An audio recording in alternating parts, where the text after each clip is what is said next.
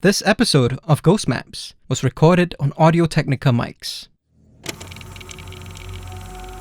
Ghost Maps. Entry 12, Tanjung Maya in Kampung Jerudong, Brunei. Before taking her seat, Rafa takes a look around with an incredulous smile on her face.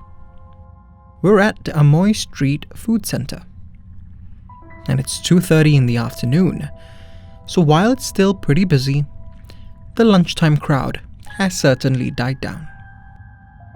She orders a teh and tells me it's amazing how much this place has changed since she left Singapore for London 5 years ago.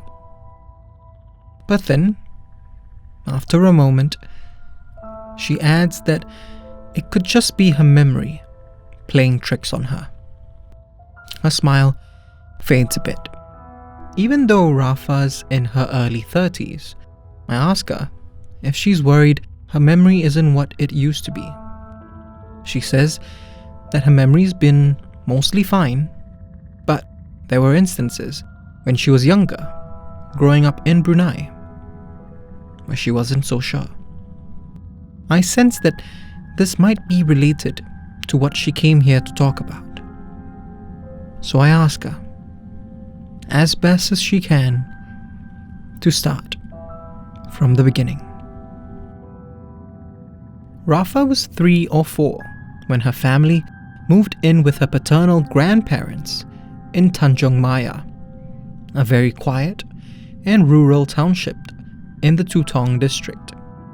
It was the kind of place, Rafa says, where the most exciting thing that happened was when someone renovated their house, only for their neighbor to try and one-up them. According to her mother, Rafa would spend most afternoons exploring a forested area behind the house and come back in the evenings with scratches on her arms and legs. Her mother would chastise her, telling her that it was dangerous for her to be out there, that there were wild animals like monkeys and snakes around. But Rafa says she has no memories at all of this forested area. She does, however, have a very clear recollection of sneaking up to the second floor of her grandparents' home every day. She was always alone, but that's how she preferred it. She can't recall the exact layout, but remembers that there was a single window, and through it, the sun would illuminate an old wardrobe, the only piece of furniture on that second floor. Rafa remembers hearing a voice that would tell her where in the wardrobe to find shiny trinkets and expensive jewelry, a gold necklace with a green pendant in the left drawer, a string of pearls in the right compartment. She would take them out and try them on, then put them back where she had found them, worried that her grandmother would find out she had been messing around with her stuff. She didn't think much of that voice at the time. 4 years after, she even wondered if it was just an imaginary friend. Then, about 7 years ago, she was visiting Tanjung Maya with her older sister.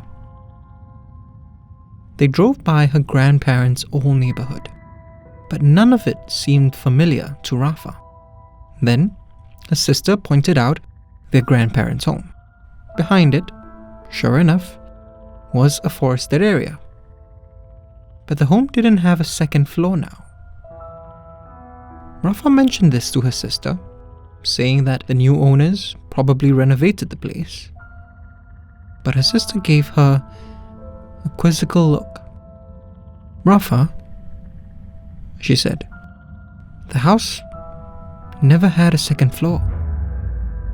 Rafa tells me that if this was just the only instance of her memories not gelling with reality, she would have brushed it off. But then, just before she entered secondary school, her family moved to Singapore. They would still visit Brunei though, every year during the December holidays, and during these visits, they would stay with her mum's sister in Kampong Jeridong in the Brunei Muara district.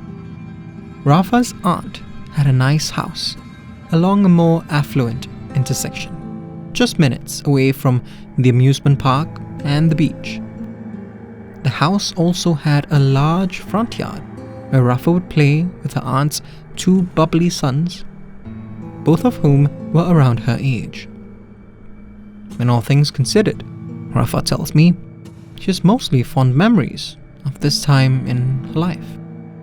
Well, mostly. At night though, just a little while after sundown, it seemed very important for her aunt that everyone retired to the second floor. They would sit around the upstairs TV room, chat and reminisce, then head to bed. Every once in a while though, Rafa had to head back down to get a snack from the kitchen, maybe, or to help her aunt grab something that she left downstairs. It wasn't a big deal to her at first. Sure, the first floor was a bit creepy in the dark, but what house doesn't feel at least somewhat ominous with the lights out? But then, one night, she happened to look towards what had to be the darkest corner of the unlit first floor. And in that corner stood something that looked humanoid, with glowing white eyes. It was unnaturally tall, seemingly as tall as the entire first floor itself. Her first instinct was to get a clearer look at it, thinking might have been a trick of the shadows.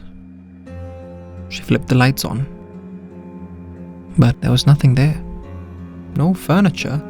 Could have been mistaken for something else or to cast weird shadows in the dark. And from that night on, with the lights off, she always saw it.